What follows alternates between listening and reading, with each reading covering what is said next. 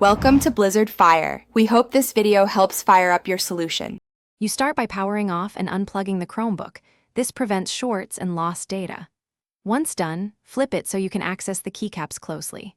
Use a plastic pry tool at the edge of the target key. Slide under the top edge gently while supporting the surrounding keys with your other hand. You'll feel a slight click as the retainer unclips. Do this slowly, rushing risks snapping the retainer or the plastic posts that hold the key. Once the cap is off, you need to remove the scissor-style retainer. This is the complex middle step. Use the small flathead to unhook the two tiny tabs, one at a time, then lift the retainer out as a unit. Make sure to keep the retainer and keycap paired because alignment matters when reattaching. If the rubber dome lifts, press it back into its well. You're preserving the tiny plastic posts. If they bend, the key won't sit or actuate properly.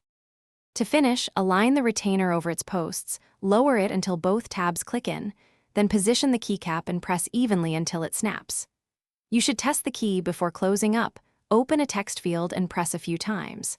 If it feels mushy or unresponsive, make sure the rubber dome is centered, then clean contacts with isopropyl 70%, not water, and let dry.